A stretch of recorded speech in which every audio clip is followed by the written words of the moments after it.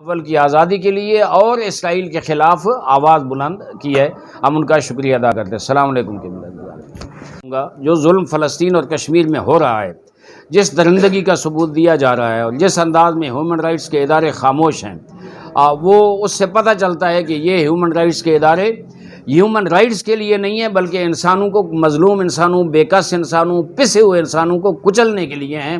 یہ ان کی سپورٹ کرنے والے ہیں، ہمیں ان سے توقع نہیں ہے۔ میں صرف یہ عالم اسلام کو، دنیا اسلام کو یہ پیغام دینا چاہوں گا کہ اپنے دشمن کو پہچانیے۔ یہ تکون ہے، کل میں نے قدس کے پروگرام میں بھی کہا، یہ تکون ہے امریکہ کی سربراہی میں، ادھر اسرائیل ہے، ادھر انڈیا ہے، جو عالم اسلام کو کچلنے کے لیے۔ آپ دیکھیں انڈیا کس انداز میں کشمیر کے خلاف، پاکستان کے خلاف، افغانستان میں مداخلت، باقی ممالک میں مداخلت جس انداز میں کر رہے ہیں، اور امریکہ اس کی سرپرستی کر رہا ہے۔ اچھا، مشرق وسطیٰ میں جس انداز میں اسرائیل گریٹر اسرائیل بنانے کی طرف جا رہا ہے، ظلم یہ ہے کہ گریٹر اسرائیل میں مدینہ بھی شامل ہے، خیبر بھی شامل ہے، اردن اور مصر اور عراق اور شام اور یہ ایریے بھی شامل ہے۔ وہ چاہتا ہے کہ ان کو تباہ، لیکن خوشخبری کی بات یہ ہے کہ جتنا ظلم بڑھتا ہے، ظلم کا کوئی ثمر نہیں ہوتا، ظلم کا کوئی مستقبل نہیں ہوتا۔ جتنا ظلم بڑھ رہا ہے، اتنا فلسطینیوں کا انتفاضہ بھرپور قوت سے آگے بڑھ رہا ہے۔ آج سے 40 سال پہلے اسرائیل اتنا کمزور نہیں تھا۔ جب اسرائیلی فوجی لبنان کی بارڈر پہ آتے تھے 2 گھنٹے میں بیروت پہنچ جاتے تھے، بلکہ اب حماس کے، جہاد اسلامی کے، حزب اللہ کے میزائل جس انداز میں پوری سرزمین وہ اسرائیل جو اپنی کہتے ہیں اس پہ برس رہے ہیں، اور اسرائیلی اس وقت تڑپ رہے ہیں اور پریشان ہیں۔ اور پھر یہ جو جد و جہد ہے آپ لوگ کی، میں میڈیا کو خراج تحسین پیش کرتا ہوں اس حوالے سے، جو کوریج اخباروں میں آتی ہے، یہ جد و جہد جو ہے اسرائیل کو جو پیچھے لے جا رہی ہے۔ اسرائیل نفسیاتی مرض میں مبتلا ہو چکا ہے، اس لیے جب ماہ رمضان کا آخری عشرہ آتا ہے اس کے ذہن میں ہوتا ہے کہ پوری دنیا میں مرد آباد اسرائیل کے نعرے لگنے والے ہیں، اس لیے وہ گھبرا کے بیت المقدس پہ حملہ کرتے ہیں، لوگوں کی عبادت میں مداخلت کرتے ہیں، ہر حربہ استعمال کرتے ہیں تاکہ یہ قدس کے مظاہرے ناکام ہوں۔ لیکن کل کی رپورٹ میڈیا پہ آپ لوگوں نے دیکھی ہوگی کہ بیت المقدس کے اندر خدا انہیں سلامت رکھے، ان کی عبادات قبول کرے۔ میں ان فلسطینی نمازیوں کو سلام عقیدت اور خراج تحسین پیش کرتا ہوں۔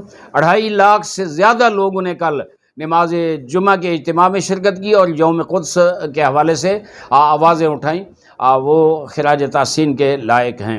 اس کو پہچانیں اور ہم اپنا معیار بنائیں نا۔ میں تو دوستی کا معیار، شاید پچھلے دفعہ بھی آیت میں نے کہا تھا کہ پاکستان کی دوستیوں کا معیار کشمیر ہونا چاہیے، کہ جو کشمیر کاز پہ ہماری سپورٹ کرے، ہمارے ساتھ کھڑا ہو، وہ ہمارا دوست ہے۔ جو کشمیر کے مسئلے پہ یا فلسطین کے مسئلے پہ ہمارے ساتھ نہ کھڑا ہو، وہ ہمارا دوست نہیں ہے۔ عرب ممالک، مجھے یہ یہاں بیان کرنا ہے خصوصیت کے ساتھ کہ امریکہ نے جتنی کوشش کی کہ ڈیوائیڈ اینڈ رول، عربوں کو ایران کے ساتھ لڑایا، سعودی عرب اور ایران کے اندر اختلافات پیدا کی، اس حد تک کہ مسلمان کے خلاف لڑتے رہیں، اسلحہ امریکہ کا بکتا رہے، ان کے جدید ترین بارود اور اسلحے کی آزمائش یہاں ہوتی رہے، وہ چیک کرتے رہیں کہ یہ اسلحہ کتنا چلے اور استعمال مسلمانوں پہ اور مسلمانوں کا قتل عام ہو، یہ کرتے رہے۔ لیکن میں سلام پیش کرتا ہوں تمام ان ممالک کو جنہوں نے کوشش کی کہ سعودی عرب اور ایران کے درمیان تعلقات بہتر ہو جائیں۔ تعلقات بہتر ہوں گے تو یہ امت کی مضبوطی کا سبب بنیں گے، اور اگر ان دو کے درمیان اختلاف ہوگا تو یہ امت کے ضعف اور کمزوری کا سبب بنیں گے۔ ہم نے بہت کمزوری دیکھ لی، بہت نقصان اٹھا لیا۔ اللہ کا شکر ہے کہ پاکستان نے بھی کوششیں کی، میں خود اس میں شریک تھا۔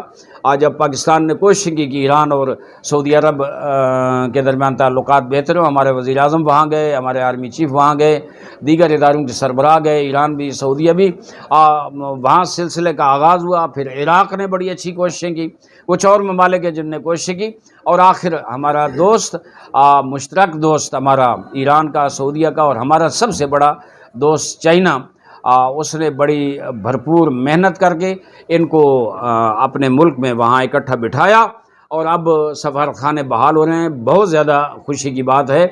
میں خراج تحسین پیش کرتا ہوں، اور ہم یہ توقع رکھتے ہیں امارات میں بھی ایران کا سفارتخانہ کھل گئے.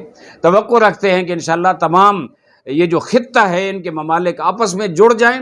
اگر یہ جڑ جائیں گے انشاءاللہ اسرائیل کی شیطانیاں شرارتیں ختم ہو جائیں گی، فلسطین بھی آزاد ہوگا، اور جو عالمی سامراجی قوتیں ہیں ان کو بھی ناکامی اور نامرادی کا منہ دیکھنا پڑے گا.